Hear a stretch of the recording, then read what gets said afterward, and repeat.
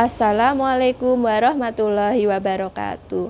Yang terhormat Bapak Ibu Dewan Penguji Uji Kinerja PPG dalam Jabatan Transformasi Plus BED 4. Perkenalkan, nama saya Suci Kristianing Trias SPD. Saya guru kelas 5 MI Muhammadiyah Gandusari, sekaligus mahasiswa PPG dalam Jabatan BED 4 di LPTK UIN Maulana Malik Ibrahim Malang, bidang studi guru kelas MI dengan nomor induk mahasiswa 2501091143333. Pada hari ini, Senin 19 Januari 2026, saya akan melaksanakan uji kinerja, yaitu membuat video pembelajaran IPAS di kelas 5 MI Muhammadiyah Gandusari dengan materi pernapasan manusia dengan menggunakan model pembelajaran PJBL, Project Based Learning. Demikian, terima kasih. Wassalamualaikum warahmatullahi wabarakatuh. Assalamualaikum warahmatullahi wabarakatuh. Waalaikumsalam warahmatullahi wabarakatuh. Apa kabarnya hari ini anak-anak? Alhamdulillah baik, Bu. Alhamdulillah. Sudah sarapan? Sudah. Ada yang belum? Sudah semua ya? Alhamdulillah. Baik anak-anak, sebelum kita memulai pelajaran kita pada pagi hari ini, marilah kita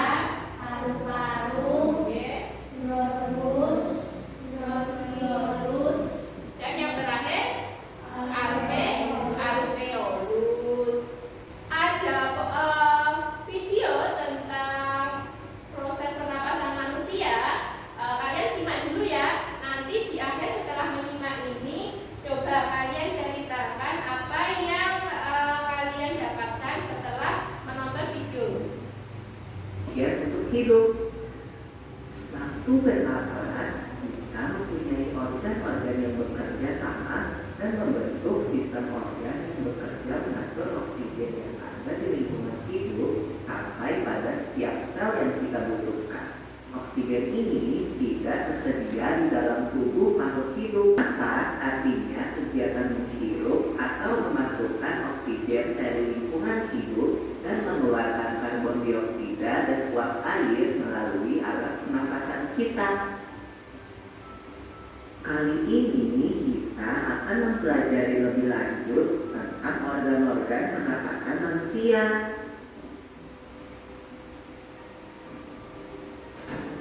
Lula, kamu tahu enggak kalau alat pernafasan kita terdiri atas hidung, pangkal tenggorok atau laring, batang tenggorok atau trakea, cabang batang tenggorok atau bronkus, dan paru-paru. Ya, Pipo. Melalui lubang hidung, udara mendapatkan jalan keluar dan masuk ke dalam tubuh kita. Berfungsi untuk menyaring udara yang mengandung debu, kotoran, dan kuman penyakit. Benar sekali, Lula. Selaput lendir berfungsi untuk mengatur suhu udara yang akan masuk ke paru-paru dan mengatur kelembapan udara agar sesuai dengan kelembapan tubuh. Pernafasan dada terjadi karena gerakan tulang rusuk oleh otot-otot antar rusuk. Pengambilan udara terjadi saat otot antar rusuk berkontraksi atau mengerut, sehingga tulang rusuk terangkat ke atas menyebabkan rongga dada dan paru-paru membesar. Oh begitu, berarti pengeluaran udara terjadi saat otot antar rusuk berelaksasi atau mengendur. Saat itu, tulang rusuk turun ke posisi semula, menyebabkan rongga dada dan paru-paru mengecilkan. Coba ada yang bisa menyampaikan informasi apa yang kalian peroleh setelah menonton video tadi? Iya, Dita. Apa, Dita? Iya, manusia bisa bernafas dari dada atau perut. Jadi lebih tepatnya pernapasan manusia itu ada dua, ada pernapasan dada dan pernapasan ke perut. Ada lagi yang mau menyampaikan? Apa, Aska? Tentang apa? Organ pernapasan manusia.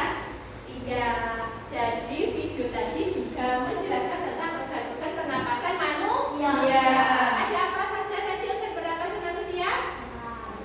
Iya, laring, terus trakea ada, terus ya, ya, bertolus, terus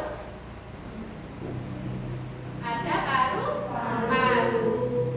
Tadi sudah dijelaskan juga proses cara kerja paru-paru. Nah, untuk lebih jelasnya lagi supaya nanti kita itu bisa membayangkan bagaimana proses kerja paru-paru, nah kita nanti akan melakukan simulasi membuat paru-paru, ya. Oke, baik. Itu tadi video tentang proses pernapasan manusia. Nah, jadi anak-anak, dari tadi kita sudah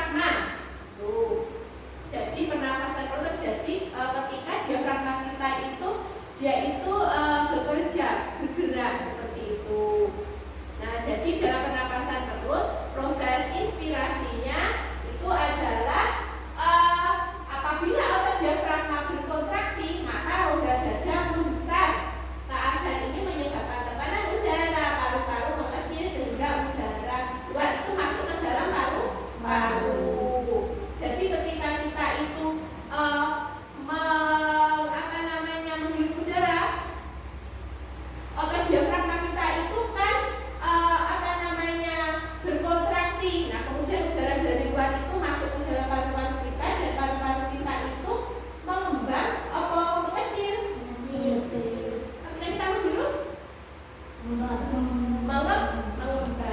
Kemudian fase ekspirasi atau menghembuskan udara itu terjadi apabila otot diafragma kita itu berelaksasi. Nah, jadi ketika kita menghembuskan udara, otot diafragma kita itu berelaksasi, rileks seperti itu. Nah, ketika rileks berarti udara akan keluar. Nah, ketika udara keluar, tekanan di dalam paru-paru itu tadi kan membesar sehingga udara keluar. Yang terjadi dengan paru-paru kita apa? Iya, mengecil. Untuk menjaga kesehatan sistem pernapasan kita itu ada beberapa hal yang harus kita lakukan. Contohnya, menghindari merokok dan asap rokok. Kemudian rajin berolahraga. Hindari polusi udara. Jadi kalau berpergian keluar rumah, sekiranya melewati jalan raya, jadi pakai apa? Masker. Kemudian mengonsumsi makanan yang sehat, mengurangi makan makanan yang makan makanan yang instan seperti itu. Nah, apabila kita itu tidak menjaga kesehatan dan pernapasan kita, ada beberapa penyakit yang mungkin akan berdampak pada tubuh kita. Contohnya yang pertama adalah asma. Asma itu sama dengan apa? Ada yang tahu asma? Asma sama dengan sesak nafas. Anak, jadi untuk kegiatan pembelajaran selanjutnya, nah kita masuk ke dalam proyek ya. Jadi ini nanti kalian dibentuk menjadi 2 kelompok. Berarti satu kelompok beranggotakan 4 orang. Baik, sekarang kalian berpindah tempat dulu membentuk kelompok ya. Yuk.